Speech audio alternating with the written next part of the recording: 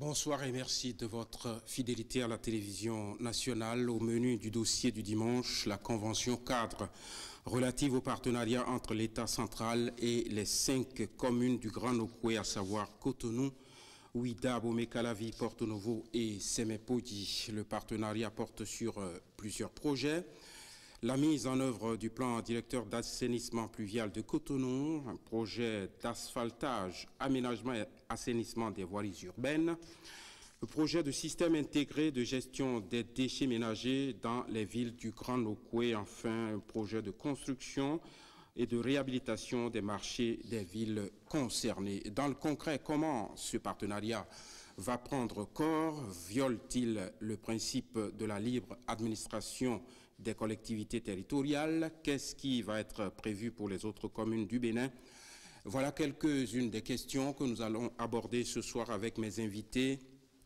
Messieurs Salomon Okiri, délégué à l'aménagement du territoire au ministère du Cadre de vie et du développement durable. Bonsoir, monsieur Okiri. Bonsoir, monsieur Mara. Sylvérius Raoul Faladé, secrétaire général de la mairie de Cotonou. Bonsoir, monsieur Faladé. Bonsoir, monsieur le journaliste. Et monsieur Franck Kenevo, journaliste expert en décentralisation. Encore une fois, bonsoir et bonsoir aux téléspectateurs. Première question avant qu'on aborde le concret, même le contenu de cette convention.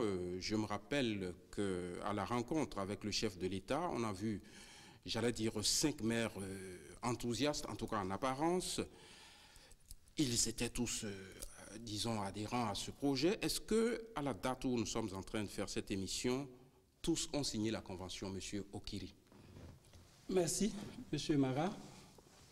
Je voudrais dire bonsoir à nos téléspectateurs et merci à l'OETB pour l'occasion que vous nous offrez d'apporter un éclairage à nos populations par rapport à la convention cadre du partenariat État-commune.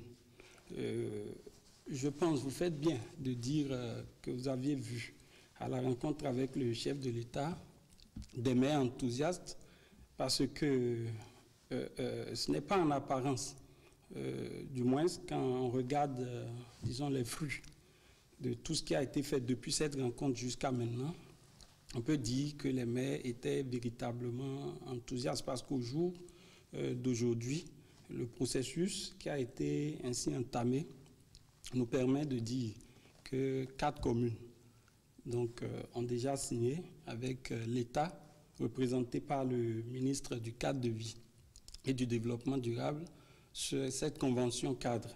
Et donc, je pense que ce n'est pas seulement en apparence, le processus est en avance. Et je tiens donc à remercier tous ceux qui y travaillent, et particulièrement les maires qui ont fait ce pas. Il s'agit, pour être plus précis, donc de Sémé-Podi, de Ouida, de Porto Novo et puis de Calavi. Nous attendons la signature avec Cotonou. Voilà. Merci, monsieur Okiri. Je ne sais pas si le secrétaire général de la mairie de Cotonou va nous donner raison en rappelant la polémique justement qui a alimenté un peu la presse et qui évoquait des réticences du maire de Cotonou. J'ai lu dans la presse que quand même les conseillers ont donné quitus au maire Léadi Soglo pour signer cette convention sous réserve de quelques amendements.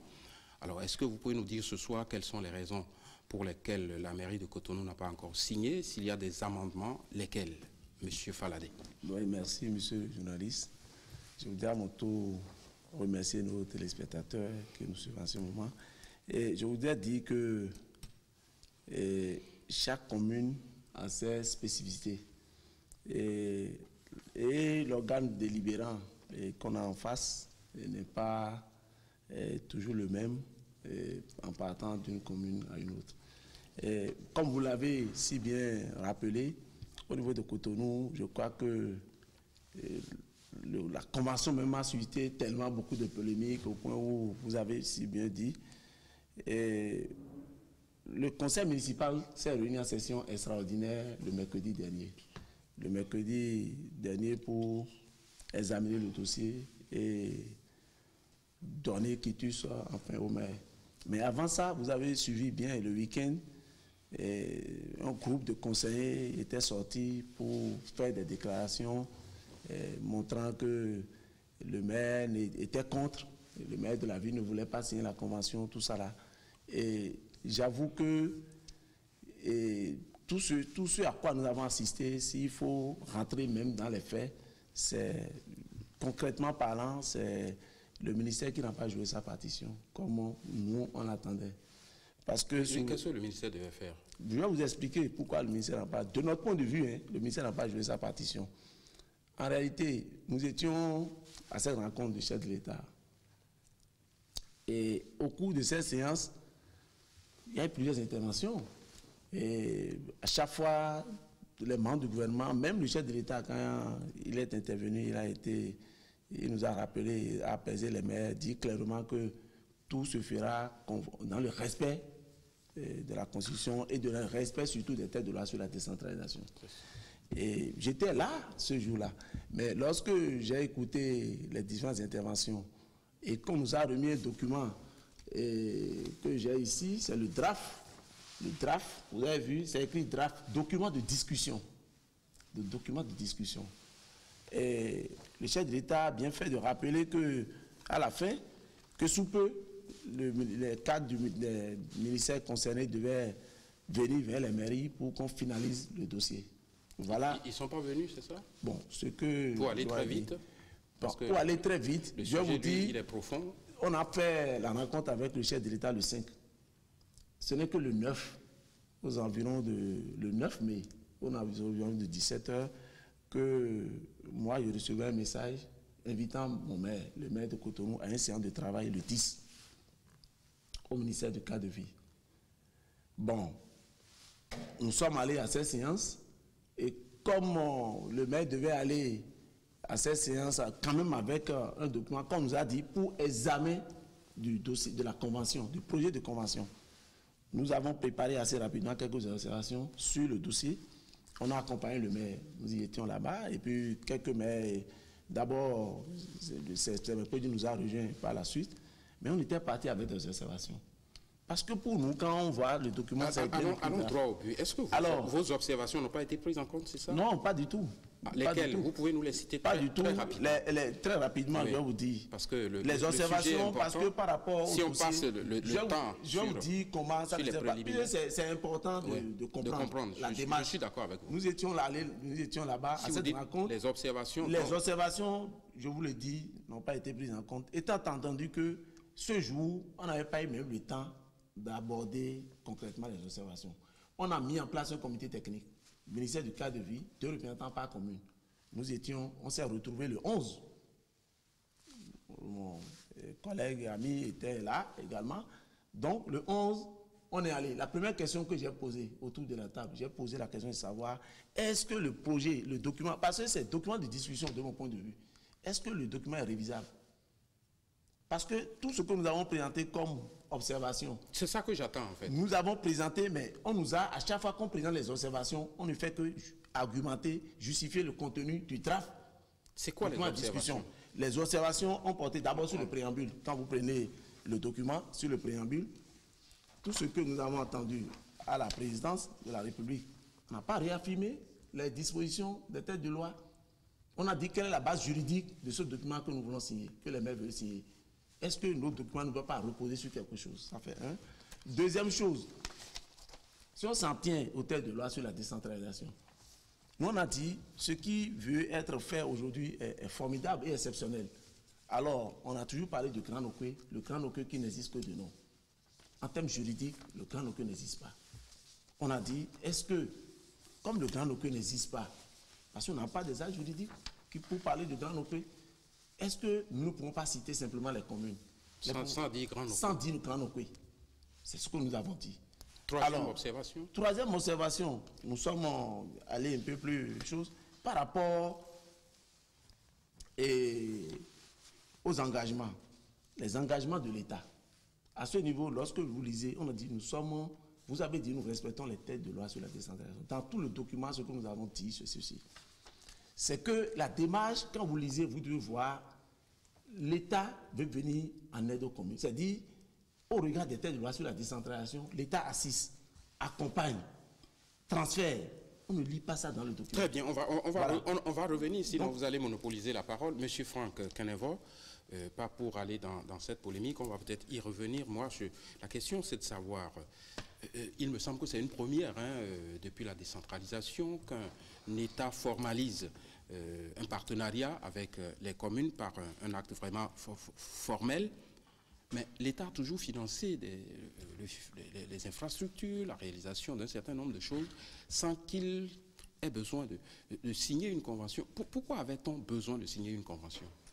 Merci beaucoup. Je voudrais saluer les téléspectateurs et surtout les acteurs de la décentralisation et dire que vraiment c'est important que de temps en temps, sur cette émission qui a eu une grande audience, on puisse parler de la décentralisation, on puisse parler du développement local parce que l'avenir du Bénin passe par le développement local, c'est-à-dire une décentralisation démocratique et bien menée, bien mise en œuvre, qui identifie les différents acteurs, leur rôle et leurs responsabilités. La convention. Maintenant, la convention, pourquoi? Parce que depuis 2003, depuis février 2003, où les collectivités territoriales ont été installées dans notre pays, les gouvernements successifs ne respectaient pas les exigences des lois de la décentralisation qui ont clairement disposé que pour l'exercice des compétences que l'État met à la charge des collectivités territoriales, l'État doit leur transférer les ressources subséquentes. C'est dit dans les lois de la décentralisation plusieurs fois, mais nous avons observé jusque-là que des ministères se lèvent pour aller construire des salles de classe dans les communes, que des ministères se lèvent pour aller construire des centres de santé, etc., etc., dans les communes, violant ainsi le principe, deux principes essentiels de la décentralisation, le principe de la libre administration qui résulte effectivement d'un autre principe, le principe de subsidiarité. Et donc, le principe de subsidiarité veut que l'État ne fasse ce que les communes sont incapables de bien faire. Mais est-ce que finalement la Convention ne va pas dans le sens que vous évoquez, c'est-à-dire la violation du principe de libre administration? Non, je vous explique. D'abord, je crois qu'il faut le dire, le SGA a commencé par le dire, c'est la première fois qu'un gouvernement fait deux choses. Premièrement, mobilise autant de ressources pour des compétences propres au niveau des communes. Déjà, nous rappeler peut-être le montant. On parle de 300 et quelques milliards. Donc, pour seulement le Grand Nokoué ou pour 5 communes, nous sommes au niveau de 5 communes et c'est des sommes faramineuses. C'est une première. Le plus gros transfert opéré par l'État depuis 2003, je crois qu'il y a 3 ans, au temps du président Boni Yahi, était inférieur à 50 milliards. On était autour de 44 milliards pour les fonds FADEC. Deuxième chose qu'il faut... mais sans vous arrêter, puisque vous avez dit que c'est une très bonne chose, et vous avez parlé au début du transfert des ressources qui est important. Pourquoi directement l'État ne transfère pas ses ressources aux communes et préfère construire lui-même? Vous savez, lorsqu'on quitte une situation A, c'est-à-dire un État centralisé et déconcentré, pour aller à une décentralisation effective, il faut un certain nombre de temps, il faut un certain nombre de mécanismes. Il y a au niveau de notre pays, nous pouvons nous réjouir d'avoir un seul niveau de décentralisation et des communes pas pléthoriques, des communes qui sont plus ou moins viables, mais cet important flux, à mon avis, mérite que l'État l'encadre. Je crois que l'État qui mobilise la plupart, peut-être 90-95% de ses ressources, est en droit de s'assurer de la qualité de gestion. Parce que si l'État transfère ses ressources et qu'au finish, les objectifs ne sont pas atteints, or ces objectifs dont il est question relèvent du programme d'action du gouvernement. Et donc, je dis, la libre administration des collectivités territoriales, c'est la même constitution qui, en son article 151, parle de la libre administration des collectivités territoriales. En son article 153, parle de ce que l'État et les collectivités territoriales concourent à l'aménagement du territoire. Et donc, si vous prenez le Bénin, la République du Bénin, il y a un fils aîné qui est l'État, qui a toujours géré. Et ce fils aîné, à un moment donné, a mis au monde des enfants, 77. Et quand ces enfants-là sont nés, ils sont nés avec la majorité, c'est-à-dire ils sont nés avec la personnalité juridique, l'autonomie financière et ont leur domaine propre de compétences. C'est ça la décentralisation. Donc, nous sommes dans le même territoire, mais l'État n'étant pas capable d'aller dans la commune, dans l'arrondissement de Sainte-Rita, par exemple, l'État n'a pas les aptitudes que la commune de Cotonou a pour apprécier où mettre un marché ou un centre de santé. Comment mobiliser les populations autour de cette infrastructure? L'État, en vertu du principe de subsidiarité, a d'autres choses à faire que d'aller sillonner les ruelles de Sainte-Rita pour dire « je veux installer un marché ». Donc, l'État doit s'appuyer sur sa fille qu'est Cotonou, mais en respectant les dispositions de la Constitution et de la loi. Merci pour l'image, M. Okiri. Je sais que vous allez réagir à ce qu'a dit M. Faladé, mais moi je vous pose la question. Pour qu'on avance, si vous voulez vous réagissez à M. Faladé, la question elle est simple. Hein. J'ai cité un certain nombre de choses prévues par ce projet-là. On a parlé d'assainissement pluvial de Cotonou, d'asphaltage, d'assainissement de voiries, de gestion intégrée des déchets, de construction de marchés. Dans le concret, c'est quoi? Est-ce qu'on sait combien de rues on va construire? Où on va les construire? Comment les ordures vont être gérées demain avec les montagnes de déchets que nous avons? C'est une vaste question, j'en conviens. Vous allez nous répondre. Dans le concret, ça va se faire comment? Merci. Bien évidemment, il faut que je revienne quand même sur certains propos pour que nous éclairons au mieux ceux qui nous suivent. D'abord sur le processus, je pense que ce n'est pas exact de dire que le ministère n'a pas joué son rôle. Le vendredi 5 mai, il y a eu cette rencontre importante entre le chef d'État et les communes concernées. Et donc l'idée, c'est de partir de cette rencontre pour aller discuter. Parce qu'il s'agit d'une convention cadre. Et dans le principe de contractualisation État-commune, il y a un élément fort qu'il faut souligner, c'est les discussions. C'est-à-dire, ce n'est pas que l'État descend un matin, un test dit signé, non, il faut discuter. Alors, aussitôt la semaine qui a suivi le 5, tout a été mis en branle par deux ministres concernés directement par la question. Le ministre du cadre de vie, du développement durable, et le ministre en charge de la décentralisation. Et les gens se posent toujours la question de savoir pourquoi ce projet vaste est confié plutôt au ministère du cadre de vie que plutôt au ministère de la décentralisation. Non, c'est sans vous couper, mais bon. Non, sans me couper, mais la réponse est aussi évidente. En fait, c'est le côté technique. Okay. Parce qu'il y a un contenu. Il s'agit d'infrastructures. Voilà, il y a un contenu et cela relève donc de ce ministère. Parfait. Après, dans le pilotage, les deux ministres travaillent de concert. Et c'est d'ailleurs ce qui a fait qu'à la rencontre qui a suivi, la rencontre a été convoquée pour le 10 mai. Et nous l'avons tenue en présence des maires qui étaient présents sur le territoire, parce que le maire de Calavi n'était pas là, il était absent, mais représenté. Je donne ces précisions pour qu'on comprenne tous les efforts qui ont été faits quand même. Cette rencontre du 10 mai, pourquoi ? Ce n'est pas qu'on a attendu que le 9, comme l'a dit le SG.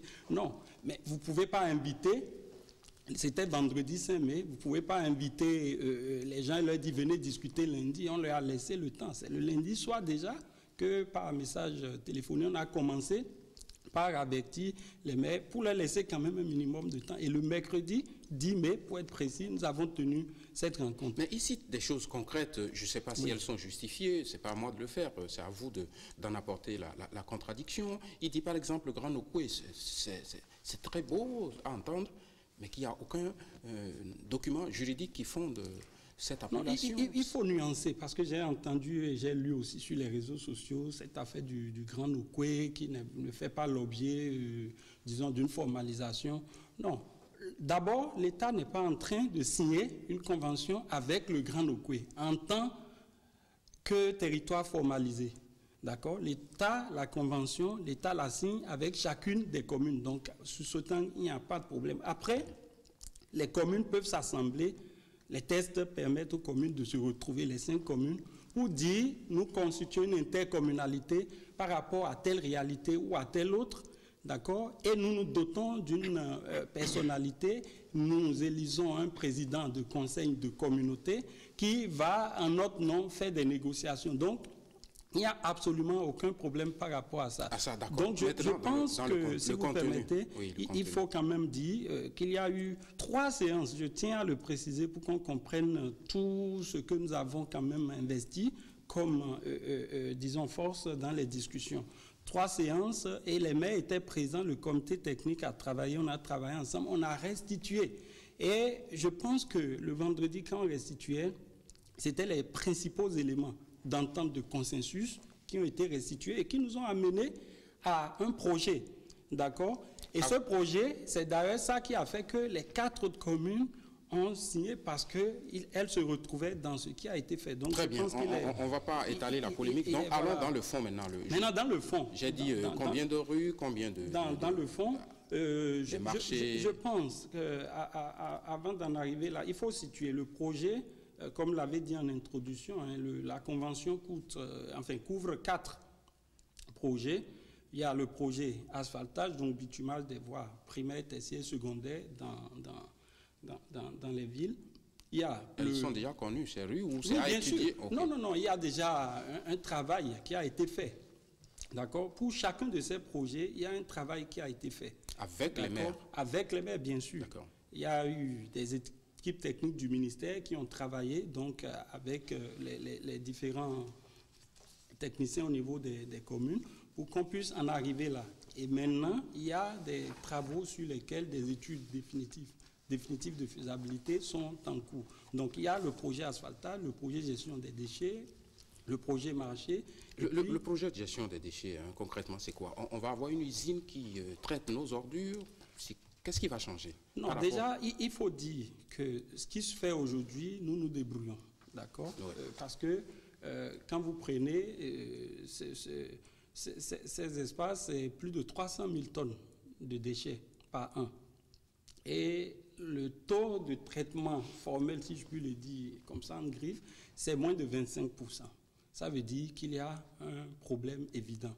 Et donc, il faut moderniser. En réalité, c'est la modernisation, d'accord, de toute la filière de traitement des déchets pour qu'il y ait la célérité, il y ait, disons, les conditions de traitement soient respectées parce que les déchets en eux-mêmes sont nuisibles.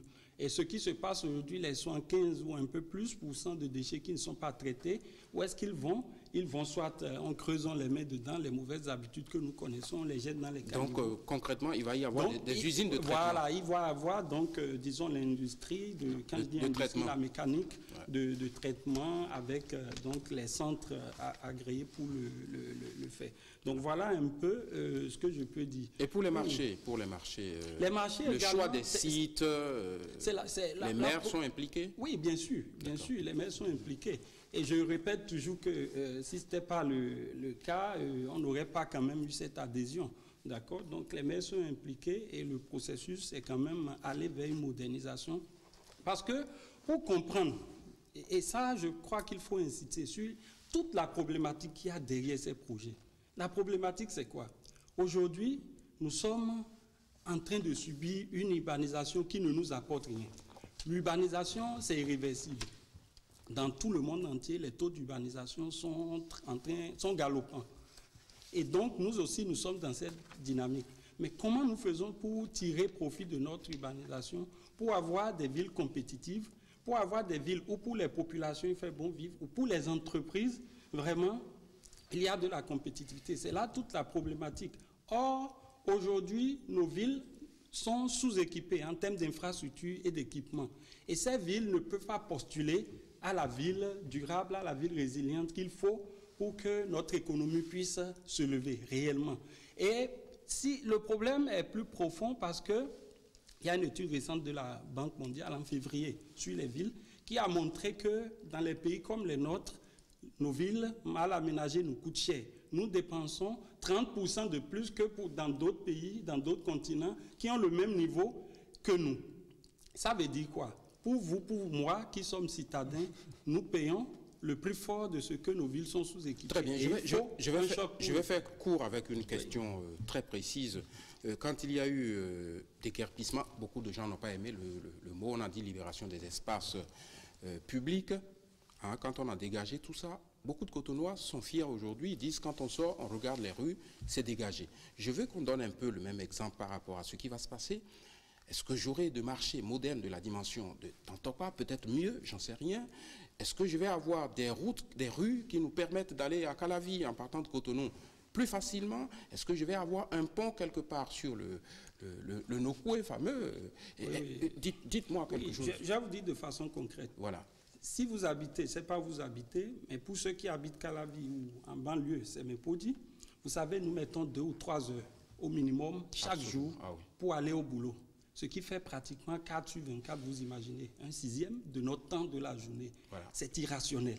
Et donc, normalement, qu'est-ce qui va se faire? Ce qui va se faire permettra de fluidifier, d'accord, la question de la mobilité. Nous nous déplaçons plus vite. Et ce qui va se faire là, c'est quoi?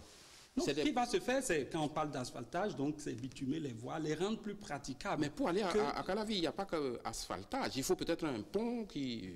Oui, bien sûr. Bon, ça, ça fait partie d'autres projets tels que le projet contournement, donc qui permet donc de relier les agglomérations. Mais je veux dire de façon concrète que l'amélioration du cadre de vie qu'apportent ces projets nous permet de sentir, même jusque dans nos poches, parce que quand une voie passe devant votre maison, tout de suite, les parcelles qui sont là prennent. Il y a ce qu'on appelle la plus-value foncière. Très bien. Donc, c'est autant d'éléments. Monsieur n'a pas encore pris la parole. Je vais être très juste. Je vais faire en tout cas l'effort. Monsieur Faladé, sans revenir sur la polémique, parce que là, je suis sûr qu'on ne va pas s'entendre. Non. Mais attendez que je vous pose la question. Et la question, elle est la suivante. Hein. Ceux qui nous regardent vont quand même se poser une question. Ils vont dire, voilà, nous avons raison de penser qu'il y a un problème entre les ADI. Et M. Talon, ce n'est pas moi qui le dis, hein, parce qu'on va se dire, sur 5 communes, il y a quand même 4 qui ont signé. Est-ce qu'il n'y a pas la politique qui fait qu'on ne veut pas signer? Et M. Okiri a dit, les maires ont été associés. Je veux savoir si vous êtes véritablement associés d'abord. Et si vous serez associés aussi, par exemple, dans le processus de passation des marchés. Bon, merci voilà beaucoup. La question un peu là. J'espère que vous allez me laisser le même temps. Oui, bien sûr. Sans trop revenir, il faut qu'on avance. Bon, sans trop revenir, écoutez, moi je précise, je signe que la démarche n'était pas bonne. Très bien, on l'a compris. Je l'ai dit parce que tout à l'heure, mon cher ami a tenté de se justifier. Mais il n'a pas pu me convaincre moi. Parce que lorsqu'on a parlé de documents draft, documents de discussion, pendant que nous étions en train de faire les discussions ici, d'autres communes ont déjà signé le document draft. Est-ce qu'on c'est dit, moi, je veux bien qu'on dise, on veut de la chose. Accompagner les communes, aller jusqu'au bout. Personne n'est contre tout ce qu'ils viennent de citer. Et qui pourrait cracher là-dessus? Personne. Encore moins Cotonou. Mais il y a des questions précises. Dans le document draft, je vous donne un exemple. Ils ont dit dans le contenu, document draft, nous étions en discussion. Ils ont dit, les fiches techniques des projets font partie intégrante de la présente convention. On a demandé les fiches techniques. Les fiches techniques n'existaient pas. Les fiches techniques n'existent pas. Vous l'avez posé la question maintenant. Et si rapide, les fiches techniques n'existaient pas. Par ailleurs, nous sommes allés un peu plus loin, toujours dans le document. On a posé la question là-dessus. Mais lorsqu'ils ont repris maintenant, soit disant, nous avons pris vos observations en compte, ils ont enlevé cette partie-là du document final qu'ils nous ont envoyé. C'est au niveau du contenu. Ils ont soustrait la phrase là, on n'a pas vu des fiches techniques. Alors, nous sommes allés même là-dedans, toujours sur le document draft. On a parlé par rapport aux communes. On a dit que les communes doivent participer, ils doivent contribuer financièrement. À quelle hauteur? Merci beaucoup. Mais cette question, quand on a posé la question, on a dit quel est le mécanisme, par quel mécanisme nous allons participer. Parce qu'on a dit, mais où est le plan de financement de ces infrastructures-là? On ne connaît pas le plan. On nous a simplement dit, parce qu'effectivement, nous on reconnaît que ce que l'État veut faire aujourd'hui, c'est du jamais vu. L'État veut sortir du mode classique de financement au niveau des communes. Nous sommes d'accord avec. C'est-à-dire, on nous a expliqué que ce qu'on devait faire sur 20 ans au niveau de Cotonou, ça va être fait plus rapidement. En 5 ans, on doit faire. Mais pour le faire, l'État dit, je n'ai pas moi-même les ressources, à moi seul. Il y a les ressources de l'État, il y a les PTF, on a dit, il y a les privés qui vont apporter leurs ressources. Le chef de l'État nous a dit, il dit, les marchés seront plus jolis que vos maisons. Est-ce que s'il y a les marchés plus jolis que les maisons, est-ce que les gens vont fréquenter? Quels sont ceux qui vont fréquenter ce marché-là? On a le cas, nous on est dans l'action. On a le marché de Renessou, modernisé. On a conçu, c'est grâce à l'appui des partenaires, des Français. On a fait, mais allez voir comment les gens, est-ce que les gens fréquentent le marché? L'administration ne fait pas du commerce. Nous, on est dans le social. Donc, attendez, Monsieur Faladé, est-ce que vous avez envie que nous ayons les vieux marchés avec des... Non, ce n'est pas ça. C'est-à-dire, expliquons les choses. Lorsqu'on a dit que l'administration, la mairie participe au financement, là-dedans, on a posé les questions. Quel est le mode, le mécanisme? Silence, on n'a pas eu la réponse. On est allé loin. On a dit, à une fois réalisé, l'État organise avec les communes le transfert de ces équipements-là. Non, vous êtes quand même. C'est-à-dire, nous sommes dans les compétences propres des communes. Vous rentrez dedans, vous dites, on veut l'État a le droit et l'obligation d'accompagner les communes pour les projets de développement. C'est une obligation pour l'État, au regard des textes de loi sur la décentralisation. Alors, on fait les choses, et puis après on dit, mais est-ce que nous irons après? Ça pose problème. Et le chat est chaud décret, le froid. Écoutez, nous, on a été victime de la situation de Dantopa jusqu'à ce jour. Et vous voulez que aujourd'hui, les yeux fermés, comme c'est ça, qu'on dise les marchés seront plus jolis. Et puis après, on a vu l'exemple de la zone de Dantopa récemment brûlée. Quand on a reconstruit ces zones-là, allez demander aujourd'hui le coût de loyer là. Le coût de loyer est passé de 2 000 à 12 000. Et il est payé à qui? À la commune? Non, pas, nous, pas du tout. Je ne vais même pas rentrer là-dedans parce que c'est connu de tout le monde que Cotonou ne gère pas Dantopa. Alors, mais récemment, les gens ont réagi parce que leur activité n'a pas changé. Ils font les mêmes activités, mais le coût a augmenté. C'est ces choses-là, on a dit, nous voulons avoir quelques éléments d'appréciation. Tout ce qu'on a demandé comme question de clarification, c'est revenu. Lorsqu'on a dit que chaque organe délibérant a ses particularités, lorsque nous voulons tenir la session du mercredi dernier, le maire, par président, d'abord avait déjà dit au ministre, le mois venu, il a dit aux 2 ministres, décentralisation et cadre de vie, il a dit, s'il doit tenir le conseil chez moi, je vais vous demander gentiment de bien vouloir me faire venir 2 cas techniques pour expliquer davantage à mes élus, parce que je connais le monde dans lequel je suis. Et nous avons écrit une lettre de demande d'assistance technique. Est-ce qu'on n'a pas le droit d'écrire? On a écrit pour demander aux 2 ministres de nous envoyer pour nous accompagner, nous assister techniquement et au cours de ces sessions-là. Mais les 2 là, personne n'est venu.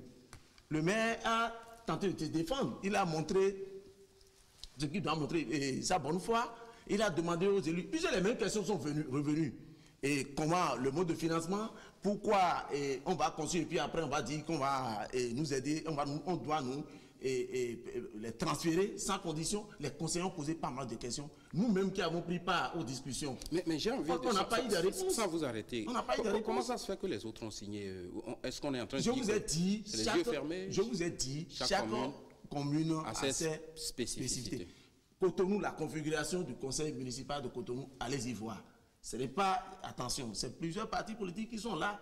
Et venez simplement assister au conseil, vous allez voir comment ça se passe. Je viendrai. Attendez, je finis pour dire, oui, finissez. Lorsque toutes ces questions-là ont été posées au cours du conseil, enfin, les conseillers ont autorisé le maire à signer la convention.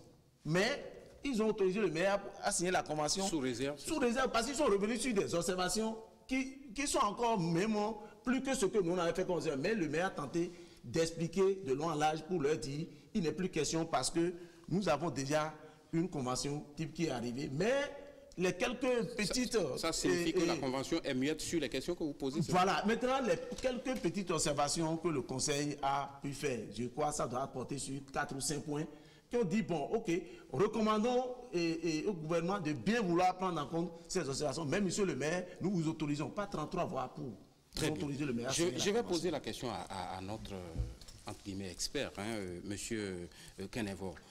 Allons dans des choses concrètes. J'entends deux débats avec ceux qui sont à ma droite sur la question de la gestion des infrastructures qui seront mises en place, les marchés. qui va les gérer? Est-ce que c'est les communes? Est-ce que c'est l'État central? Il donne un exemple concret, c'est celui du marché d'Antokwa. On a dit c'est un marché international, il y a des questions liées à la sécurité. Si on construit des marchés qui vont avoir des questions liées à la sécurité parce qu'ils sont désormais modernes, et si l'État dit c'est à moi de les gérer, qu'est-ce qui va se passer avec les communes, monsieur? Je ne sais pas si je peux faire deux ou trois observations. Très rapidement, avant parce de que si on recule, on va nous couper couper après. À votre question, parce que vous savez, l'État peut délimiter une zone d'aménagement et lui donner le nom de Grand Nokoué. C'est la question juridique que vous répondez. Oui, c'est une vision que l'État annonce. Et moi, je crois que l'État doit accompagner les communes qui se retrouvent dans cette zone à mettre sur pied l'intercommunalité en créant leur établissement public de coopération intercommunale. J'allais poser la question de savoir que devient l'intercommunalité. Tout à fait, parce que si vous mettez en place des infrastructures pour gérer les ordures à la hauteur de 5 communes, il y aura des problèmes par rapport à leur modalité de gestion. Exactement. Il y aura des problèmes d'intercommunalité qui vont se poser après. Lorsque nous prenons Cotonou, qui est la plus grande des 5 communes, Cotonou n'a pas aujourd'hui les moyens de se doter d'infrastructures de gestion des déchets solides et liquides. Il n'y a pas de site pour ça. De qualité. Non seulement Cotonou n'a pas le site, mais Cotonou n'a pas les ressources. Et donc, l'État intervient pour que des communes voisines acceptent d'accueillir cette infrastructure et que l'État puisse apporter le financement, peu importe la manière dont l'État mobilise les ressources. Mais en faisant cela, il est nécessaire de s'appuyer sur le cadre juridique de notre décentralisation pour amener ces 5 conseils communaux et municipaux à créer leur intercommunalité, à créer leur établissement. Parce que, vous savez, nous sommes aujourd'hui, et si vous allez à n'importe quelle rencontre internationale, tout le monde aspire à ce que les villes soient des villes intelligentes, des villes smart, où l'efficience est de rigueur, des villes où il y a les technologies de l'information, les technologies de la communication, où les citoyens, on utilise de façon durable les ressources, non seulement pour régler les problèmes d'aujourd'hui, mais pour permettre aux générations futures de disposer de ces mêmes ressources. Si nous travaillons dans cette vision, il est important, il est indispensable d'accompagner ces communes-là à mettre en place l'intercommunalité, parce que si vous prenez même la gestion des ordures, si Cotonou et les 4 autres communes se mettent ensemble, elles vont mettre les ressources en commun, elles vont mutualiser les ressources humaines, les ressources matérielles, les ressources financières, et ça va être plus simple, plus efficace. Donc, moi, je crois que c'est une vision qui ne pose aucun problème juridique aujourd'hui. Le Grand Nokoué ne pose aucun problème juridique aujourd'hui. Gestion des infrastructures. Mais on peut aller plus loin dans cette vision, et c'est les communes qui doivent rebondir par rapport à leur plan de développement communal. Vous savez, toutes les communes du Bénin disposent d'un plan de développement communal qui prévoit déjà le déploiement de ces infrastructures, qui prévoit comment les marchés vont être développés, les centres de santé, les routes et autres. Il pose une question Donc, essentielle. Il faut... C'est le marché qui les gère. La gestion des marchés, taxes qui va les prendre. la loi d'Antokwa qui... Je vous ai dit en début d'émission que les 4 projets relèvent des compétences propres des communes. Les communes disposent de 3 types de compétences. Les compétences déléguées, les compétences partagées et les compétences propres.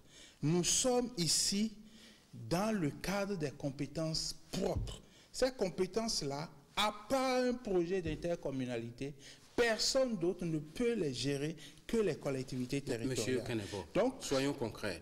L'exemple de Dantokwa est là, Monsieur Faladé l'a soulevé. Non, je vous explique. On va peut-être nous construire des marchés plus gros que Dantokwa. Le cas de Dantokwa est différent. D'abord, avant la décentralisation, l'État a changé le statut juridique de Dantokwa en faisant de Dantokwa une société d'État. C'était un piège, c'est ça?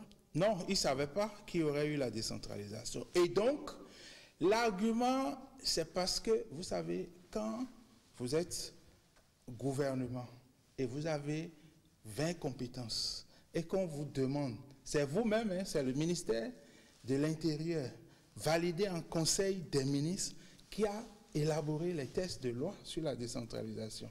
C'est l'État même. Je vous ai dit que c'est des enfants. L'État décide de faire des enfants à qui il confère l'autonomie et la personnalité juridique. Mais dans ton cas, c'est un débat biaisé. Pourquoi?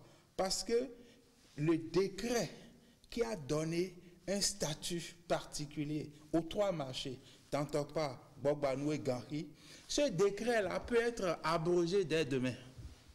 Parce que ce n'est pas le Parlement, c'est le gouvernement qui a pris l'engagement, enfin, le président de la République, qui a pris l'engagement de transférer dans ton pas. C'est-à-dire que ce gouvernement peut demain abroger. Maintenant, la SOGEMA existe avec des droits des agents et autres, donc il faut définir les modalités. Très bien, ça veut dire que demain, la mairie de Cotonou peut faire, je ne sais pas, utiliser quel moyen de pression pour demander au gouvernement d'abroger. La mairie de Cotonou peut saisir le juge administratif. Très bien, monsieur Okiri. Je n'ai pas fini de répondre à votre question. C'est parce que vous savez, gestion des infrastructures. Allons très rapidement. Construit des marchés, si l'État aménage des rues, l'État n'a pas aujourd'hui les aptitudes. Même en se basant sur ces services déconcentrés, l'État ne peut pas mieux gérer les marchés, ne peut pas mieux entretenir les routes. L'État est mauvais gestionnaire. Non, parce qu'il est en haut.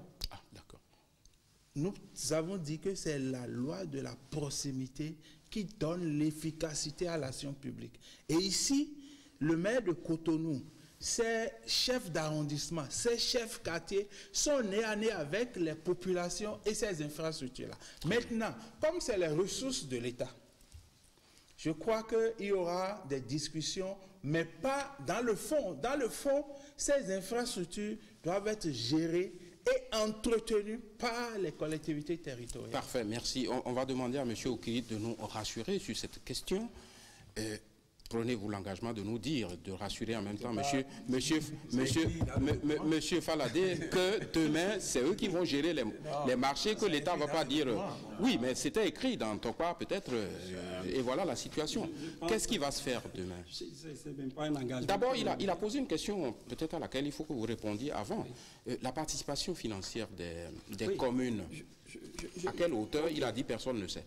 Bon, je vais peut-être mettre toutes ces interrogations ensemble pour éclairer. D'abord, je voudrais souligner quand même qu'il ne faut pas que nous donnons l'impression que dans les autres communes, les conseils communaux sont des gens qui comprennent rien. Non, je pense que tout conseil communal a sa dynamique, a son effervescence. Comme il l'a dit. Donc, ceux qui ont dit oui, ce n'est pas parce que c'est plus froid, c'est plus... Non, je pense qu'il faut restituer cela. Deuxième chose que je tiens à souligner, il y a eu beaucoup de questions, d'accord, qui ont été posées, que M. Faladé a rappelé ici, dans les discussions, et nous avons attiré l'attention des communes sur le fait qu'il s'agit ici d'une convention cadre. C'est important, il faut que nous soyons très précis. Quand on parle de convention cadre, c'est-à-dire qu'on donne juste les grands principes qui vont régir ce partenariat État-commune et qui seront assortis de conventions particulières, spécifiques, selon le cas. Je pense que ça balaie tout ce qui est dit là, on veut savoir. Mais écoutez, quand on parle de financement, on n'a pas dit dans le test, ah, vous allez donner 10%, 50%. C'est juste le principe pour dire votre participation est requise. Oui, mais est-ce que quelqu'un peut s'engager en ne sachant pas combien il va débourser? Non, ça dit, c'est une question de principe. Ce que tu débourses, il est dit que c'est une convention cadre, donc tu peux le négocier après. Et tu peux même, si tu ne te retrouves pas, te rétracter. C'est une convention cadre, on l'a redit plusieurs fois, parce qu'il y a eu plusieurs questions de ce genre où on dit, on veut savoir si on dit, mais l'État ne nous demande ça, c'est à peine 11 articles. Où nous posons juste les bases de ce partenariat en disant, bon, l'État s'engage à faire ci, vous engagez à faire ça. Après, cela sera assorti des conventions spécifiques à chaque élément. Donc, je pense qu'il y a eu de ces questions qui ont été posées. Ce n'est pas qu'on n'a pas donné réponse, ce n'est pas qu'on n'a pas... Mais on a situé dans le contexte. Nous étions en train de discuter d'une convention cadre. Et en tant que telle, si on comprend bien, en tout cas ce qu'on appelle convention cadre, le problème ne se pose pas par rapport à la question de la gestion. Et c'est ça qui montre la bonne foi du gouvernement. Le gouvernement n'a jamais dit je réalise, je me substitue à vous, je gère. Quand vous prenez ce qui a été signé, d'accord, il a été dit. Chat échaudé craint l'eau froide. Non, il n'y a pas. Non, on est d'accord que. En fait, ce n'est pas le fait que la question revienne qui pose problème, mais on a apporté des réponses. Il a été dit dans la Convention que l'État assure le transfert des infrastructures. Ça veut dire quoi? À terme, ça revient, l'État n'est pas en train de discuter la compétence des communes. Dans une situation précise, l'État vient aider nos villes. Et c'est là où nous devons ramener le débat. C'est un débat de développement. Ce n'est pas un débat juridique qui nous fera perdre le temps et nous n'allons pas atteindre nos objectifs. De toute façon, si on ne fait rien, tous les rapports aujourd'hui sont alarmants sur le fait que les villes qui ne réagiront pas pour se c'est pourquoi Abidjan, fait Pont-Neuf, Dakar, parce que si nous ne faisons rien, nous allons rester du reste. Vous êtes en train de me dire que dans d'autres pays comme la Côte d'Ivoire, ce genre de partenariat existe, c'est ça? Non, c'est là même où nous sommes plus à l'aise au Bénin. Mais dans d'autres pays, les gens ne sont pas rentrés dans une dynamique de partenariat. Les gouvernants ont commencé, ils ont mis en place le mécanisme, ils ont réalisé.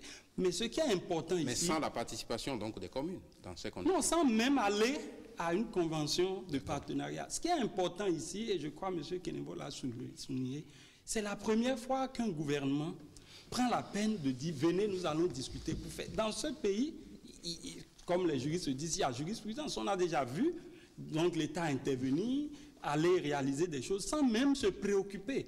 Et le fait que le gouvernement prenne ce pas indique déjà qu'il y a une bonne intention et une bonne foi. De deux, dans les discussions, quand les communes ont attiré l'attention, ça a été dit que l'État assure le transfert. Ça veut dire quoi? L'État est là pour aider les communes à relever le niveau d'équipement des villes, pour leur donner d'être à un niveau qui leur permette de postuler véritablement au développement. Et le gagnant, en réalité, c'est les communes. Parce qu'après, les infrastructures ne sont pas pour l'État. C'est un très beau mot de transition. Le gagnant, attendez, les gagnants, c'est la commune. Avec ce que nous avons entendu, vous devriez être rassurés pour signer la convention. Attendez.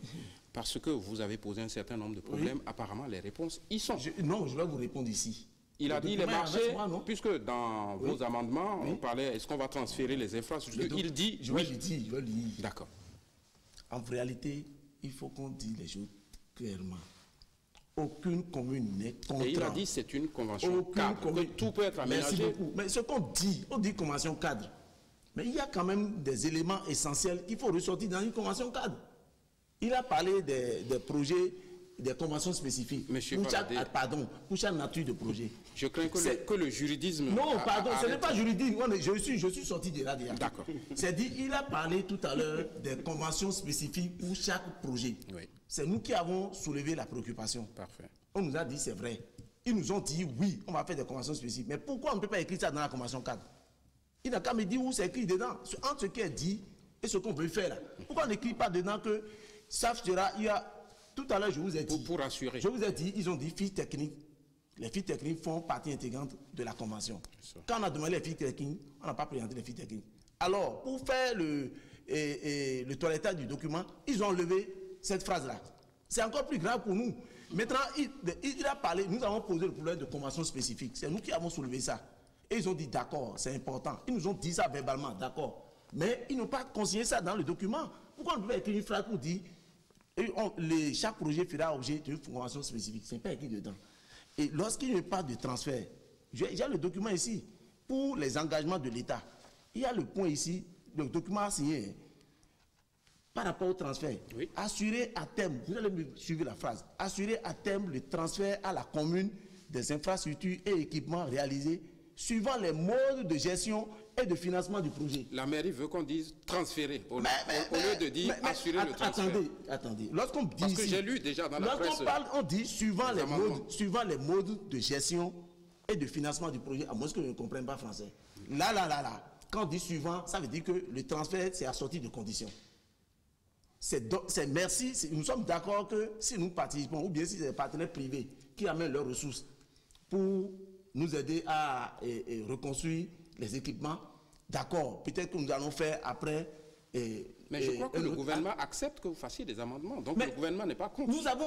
C'est pourquoi je vous dis que ces amendements, ils ont dit qu'ils ont pris nos amendements. Non. Les amendements pris encore dans le document finalisé qu'on nous a envoyé. Moi, je lis ça là-dedans. Quand on parle de transfert, si la phase était arrêtée même, transférer à terme à la commune les infrastructures et équipements et réaliser tout court, d'accord. Mais avec toutes les questions que nous avons posées, qui sont restées sans suite, et on met encore dedans, suivant les modes de... Ça pose un problème. C'est-à-dire que le transfert n'est pas direct.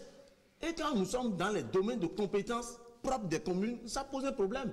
Bon, de toutes les façons, et moi, encore une fois, je dis, les communes, aujourd'hui, ont le dos au mur. Toutes les communes, je dis, personne ne peut refuser la signature de cette convention. Donc, vous nous rassurez. Parce que nous sommes dans le besoin de ces équipements, de ces infrastructures. Les communes en ont besoin. C'est les projets de développement. Tout le monde doit soutenir. Nous devons faire en sorte. Mais, quand même, si nous voulons faire, comme je dis, nous devons respecter. J'ai bien compris que vous allez signer. Ce qu'on dit, mais mettons ça dedans. Il y a deux bouts de phrases là que nous venons de sortir. Mais les deux phrases là ne sont pas dedans. Mais on dit, nous avons rassuré. Vous avez rassuré verbalement. Demain, est-ce que nous allons jouer le CD pour dire, vous avez dit en son temps, et ça suffit. Et nous sommes en train de signer un acte. Merci. Est-ce que c'est les deux phrases là qui vont gâter peut-être le document qu'on est en train de signer? J'ai compris que la mairie de Cotonou va signer. La mairie va signer. Soyons rassurés. Il nous rassure, mais n'empêche que je pose la question. Si par exemple, on est dans les si, heureusement que ça ne va pas se faire puisqu'il nous rassure, mais s'il ne signait pas, qu'est-ce qui va se faire? On va faire le projet sans les signataires, enfin les autres. Je vais dire la mairie de Cotonou. De toute façon, ou bien le dialogue reste ouvert, vous ne limitez pas. Je ne veux même pas me projeter dans ce scénario, parce que si on était dans cette posture, on n'irait pas dans les négociations. L'État allait déjà, der chef, lancer ses projets et puis bon, y aller. Donc je crois qu'on n'est même pas dans cette posture. Mais je voudrais quand même que... On va aller très vite parce qu'on est presque en fin d'émission. Je pense qu'il ne faut pas qu'on donne l'impression à nos auditeurs, à nos compatriotes, qu'on est dans un schéma où on se guette, on se feinte, on a peur. Tout ce qui a été fait lors des travaux, c'était pour satisfaire les communes. Les fiches techniques, pourquoi on a enlevé? Les gens disent, c'est une convention cadre. Quand vous dites les fiches techniques, ça donne déjà beaucoup d'éléments de précision. Donc vous nous amenez à nous engager. Ça, on a compris. Donc, ça. Je pense. Ne revenons pas sur ça. Voilà, la question de transfert, c'est inhérent. Même quand la mairie, selon le mode, d'accord, de financement du projet, contractualise avec un partenaire privé. Donc je crois que toutes ces questions étaient répondues. Monsieur Okiri, parce que le temps presse, on va conclure l'émission tout à l'heure, mais avant le dernier tour de table, une question importante quand même. C'est vrai qu'il en reste d'autres, mais on ne va pas se faire couper. J'ai cru comprendre, à moins d'être démenti, que le Grand Nokoué, c'était peut-être un projet pilote. Qu'est-ce que les autres communes devraient attendre? Celles qui ne sont pas du Grand Nokoué. Est-ce que demain on va parler du Grand Pandiari, j'en sais rien, ou de la Grande Sota? Dites-moi, les autres communes s'attendent à quoi? Je pense que pour cette question, M. Kenebo a parlé tout à l'heure, la délégation à l'aménagement du territoire depuis un peu plus de 10 ans travaille à encourager les communes au regroupement intercommunal. Nous avons monté ce que nous appelons les espaces de développement partagé, plus de 20, c'est-à-dire des communes qui peuvent se retrouver autour d'une identité. On les a aidés à se formaliser pour négocier. Ça, tout le monde le sait, mais est-ce que l'État va signer d'autres conventions avec d'autres communes? Par rapport à ça, cette convention est spécifique aux communes qui sont dans le Grand Nokoué. Par rapport aux autres communes, l'État a d'autres choses. Il y a le programme Ville durable qui fait partie des programmes prioritaires, donc du PAG, qui concerne une trentaine de villes. Il y a d'autres programmes, d'accord, qui font partie des projets, des 45 projets prioritaires, qui font partie aussi des projets phares qui touchent d'autres villes. Le programme d'action du gouvernement est national. Il est national. En fait, ici, compte tenu de la sensibilité, parce que j'ai rappelé la problématique tout à l'heure, 2 millions d'habitants, d'accord, pour le Grand Nokoué, pour 1% du territoire national. Ça veut dire quoi? Nous avons un espace de concentration urbaine qu'on ne peut plus regarder comme les autres. Il faut zoomer sur ce territoire, apporter des réponses clés. Sinon, nous allons nous-mêmes tirer vers le bas le développement de notre pays. C'est pourquoi l'État fait un zoom sur ces projets importants, sur cet espace important et est en train de vouloir contractualiser. Mais du reste, l'État continue à travers le PAG. L'État s'intéresse à tout le territoire national. C'est un programme qui, à terme, d'ailleurs le pilier 3 le dit, conduira au développement équilibré. Équilibré veut dire donc du nord au sud, de Malanville donc à Cotonou, de Latitengu à Segbana, donc de l'est à l'ouest, nous verrons un déploiement d'actions, d'aménagement de territoire qui permettront d'atteindre à terme cet objectif de développement équilibré. Dernière question, j'ai lu dans la presse que ce projet démarre au premier trimestre 2018, confirmé ça au téléspectateur? Oui, bien sûr, le président l'a dit, le ministre a précisé cela parce que ce genre de projet, il faut les préparer. Ça veut dire que le financement, tout est bouclé. D'accord, donc nous sommes dans les phases préparatoires. Les maires ne savent pas encore combien ils vont apporter comme contribution. Est-ce qu'on peut dire que le financement est bouclé? Non, malgré cette question, je pense que... Si on est sûr que vont être discutés au premier trimestre de 2018, oui, ça va démarrer, ça veut dire c'est justement pour ça qu'une fois que l'idée de convention cadre est actée, nous lançons la phase des discussions. Le gouvernement veut faire tout le reste des étapes avec les communes pour discuter. Et là où il y a des actes spécifiques à prendre, on le prend et on continue. Et ça nous permet d'être prêts pour qu'ensemble, nous concrétisons. Parce que c'est là l'élément le plus important. Allons à la concrétisation de ces projets pour le bonheur de nos populations. Très bien. Mot de conclusion, Grand Nokoué, que faire pour la réussite de ce projet? Bon, je voudrais faire quelques observations. Vous allez très vite parce que la télévision, la technique est maître de ce que nous faisons. Donc, lorsque l'État rapidement veut signer avec les collectivités territoriales, nous sommes en présence de deux personnes publiques et il faut être rassuré. Rassuré d'autant plus que les communes qui peuvent être considérées comme des pots de terre devant l'État, pots de fer, sont très protégées par la Constitution et par les lois sur la décentralisation. Vous savez, nos lois sur la décentralisation bénéficient du bloc de constitutionnalité parce que ces lois-là ont été... Votre mot de conclusion, très rapidement. Ok, je voudrais dire deux choses pour conclure cette émission. La première chose, c'est de dire aux collectivités territoriales que face à un État qui fait ces genres de propositions, il faut sortir le grand jeu.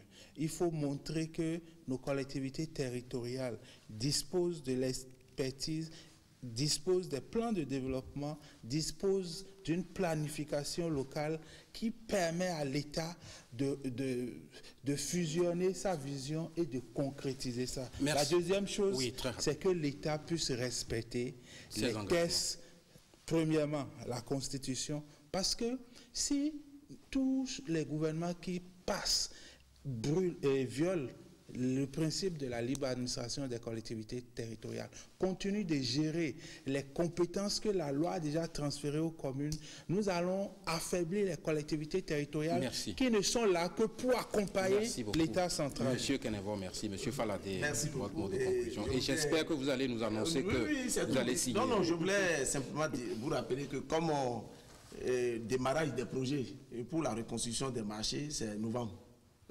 Tel que le document qu'on nous a remis, le calendrier fixe pour novembre 2017. Et comme je vous l'ai dit tantôt, jusque-là, on n'a pas de documents spécifiques là-dessus. Bon, encore une fois, je voudrais dire que Cotonou ne va pas rester en marge des autres communes. La convention sera signée. Parfait. Je voulais rassurer les uns les autres, mais je dis ce que le Conseil a demandé au maire de faire, le maire fera. Je crois que dès demain, les documents seront envoyés au ministre et puis, sans nul doute, les partis vont se revoir pour la signature de cette convention. Ça, c'est une bonne Cotonou n'est pas... votre émission a servi... Non, je le dis, mais les documents d'archives sont là. On reviendra un jour dire que ce que nous avons soulevé comme préoccupation, ce n'est pas pour aller contre. Merci mais c'est des préoccupations pertinentes au regard du vécu. Parce que nous sommes dedans, on vit la chose tous tous les jours. Merci infiniment. Cotonou nous a offert le scoop. Ils vont signer dans les prochains jours. Votre mot de conclusion, monsieur le DAT. Mon mot est simple. Très rapidement, moins d'une minute. Oui, mon mot est simple. Il y a urgence pour le développement. Et nous avons assez bavardé, excusez-moi le thème, nous avons assez discuté. D'accord? Avançons. Travaillons pour que les défis immenses qui sont ceux du développement de notre pays, en général de nos villes, en particulier et plus particulièrement du Grand Locoué, nous puissions les résoudre. Et donc, moi, je pense qu'il faut qu'on avance dans la concrétisation de ce partenariat. Merci infiniment. Convention du Grand Locoué, enjeux et intérêts, c'était le thème de cette émission avec messieurs Salomon Okiri, délégué à l'aménagement du territoire au ministère du Cadre de vie et du développement durable, Silverius Raoul Faladé, secrétaire général de la mairie de Cotonou, et puis Franck Kenevo, journaliste expert en décentralisation. Merci à vous tous qui avez suivi cette émission. Merci encore une fois à mes invités. Merci à l'équipe de réalisation. Bonne suite des programmes de la télévision nationale. Bonsoir.